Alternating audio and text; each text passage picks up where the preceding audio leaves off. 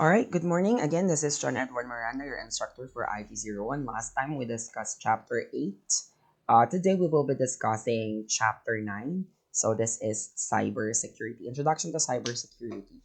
Okay, so without further ado, let's start. So, cybersecurity or a world of experts and criminals. So, once you already understand how the internet works, how ICT devices work, it's either you can become an expert or a criminal as well. So, you have to both choose a side. So, here we will be talking about the cyber criminals. Okay, but first, the growth of the cyber domains. We have to discuss this. Okay, so every day as the day passes by, these domains that we know like facebook.com, google.com, and many other websites, um, the users are actually exponentially growing. Okay, so if you deactivated your account, some of other peoples are actually creating accounts worldwide, and especially in facebook, and the users are exponentially growing. Okay, and in here there are cyber criminals as well. So those accounts that are being created are not actually, some of them are not actually real people. Some of them are cyber criminals. So we have to be very careful, especially if someone are sending us friend requests or messaging us. So we have to control our security with that as well. Okay. They're using this to actually attack, mostly limited to pranks and vandalisms. But today, cyber criminal has been more dangerous. Okay. So there are terminologies that we use for cyber criminals. We have the amateurs. They are also known as crypt keys. So they have little to no skills, often using existing tools or instruction found on the internet or to launch an attack.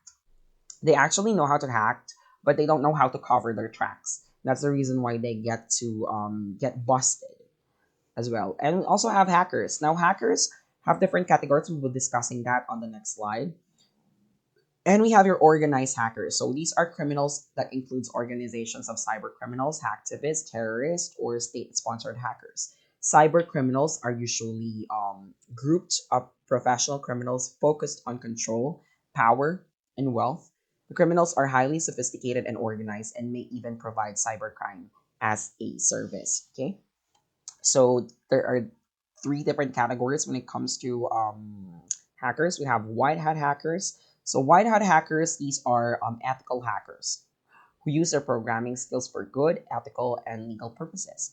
White hat hackers may perform network penetration tests in attempt to compromise networks and systems by using their knowledge of computer systems and discover network vulnerabilities. Okay? So white hat hackers, these are actually hackers that um, they use their skills in a good way. Okay, so they don't perform crimes. They are ethical hackers. That means that they are good hackers. Okay, and black hat hackers, of course, this is the direct opposite of white hat hackers. They are unethical criminals, but computer and network security for personal gain or for malicious reasons such as attacking networks. Black hat hackers exploit vulnerabilities to compromise computers and network systems. So partly they wanted to gain personal assurance. They wanted to gain something. That's the reason why they are actually doing the hacking. Okay, these are black hat hackers. And gray hat hackers, these are individuals who commit crimes and do arguably unethical things, but not for personal gain or for not to cause damage. An example of this is actually the story of Robin Hood, because Robin Hood is actually stealing from the rich people, but then again, after he stole with them, he's giving it to the poor ones. So he's not stealing for his personal gain. He's stealing because he wanted to provide something for the poor people, right? So that's an example of a gray hat hacker. Okay, so here let's have activity number one. After hacking into ATM machines remotely using a laptop, he worked with ATM manufacturers to resolve the found security vulnerabilities. Okay, so in here, this is actually considered to be a gray hat hacker. Why? Because as you can see here, he hacked the ATM machines using his laptop first without permission. And then once he already know the vulnerabilities when it comes to the security of these ATM machines, that's the only time that he collaborated with the manufacturers to fix it. although his intention is good, but the action is actually still unethical. Okay, so she should or the hacker should have seeked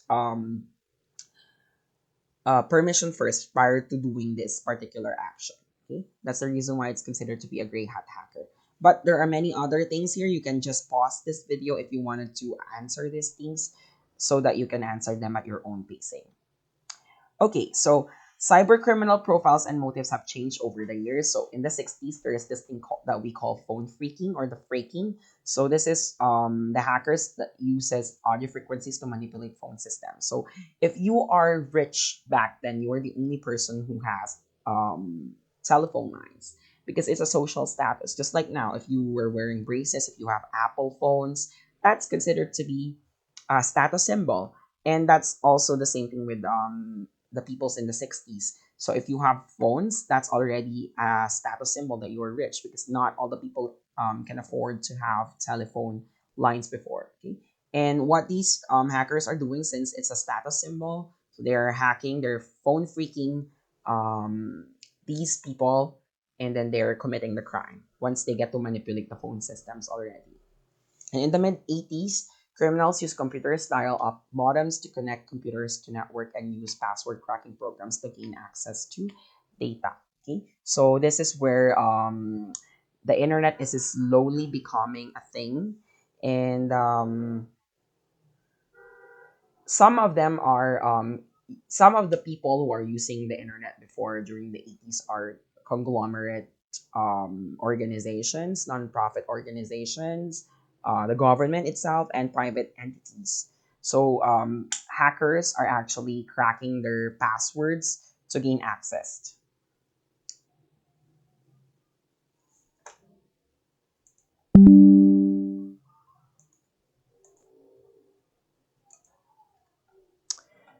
Okay, so let's continue. So nowadays, criminals are going beyond just stealing information. Criminals can now use malware and viruses as high tech weapons. However, the greatest motivation for most cyber criminal is financial. And that's the reason why there are news that banks or online banks are being penetrated by these hackers. Cybercrime has become more lucrative than the illegal drug trade, which is actually correct. Okay, and here there are modern hacking terms. So script kiddies, I've already mentioned this earlier. The term emerged in the 1990s and refers to the teenagers or inexperienced hackers running existing scripts, tools, and exploits and could cause harm, typically not done for profit. Okay, and vulnerability broker. These are usually gray hat hackers who attempt to discover exploits and report them to vendors, sometimes for prize or rewards. And we also have hacktivists. So these are gray hat hackers who rally and protest against different political social ideas. Cyber criminals, of course, these are black hat hackers who are either self-employed or working for large cybercrime organizations. And the last one is state sponsored.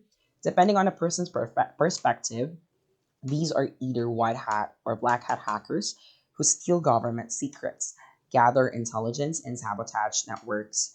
Their targets are foreign government terrorist groups and corporations. Okay, so there are also many different things why we have to become a cybersecurity specialist because the demand for cybersecurity specialists has grown more than the demand for the IT jobs like programming and website development. All the technology that transforms the kingdom and improves people's way of life also makes it more vulnerable to attacks. So, technology alone cannot prevent, detect, respond, and recover from cyber security incidents. The skill level required for an effective cybersecurity specialist and the shortage of qualified cybersecurity professionals translate to a higher earning potential. Information technology is constantly changing. This is also true for cybersecurity. The highly dynamic nature of the cybersecurity field can be challenging and fascinating at the same time. A cybersecurity specialist career is also highly portable. Jobs exist in almost every geographic location. Cybersecurity specialist provides a necessary service to their organizations, countries, and societies, very much like law enforcement or emergency responders. And that's the end of this slide. So again, thank you for watching this video.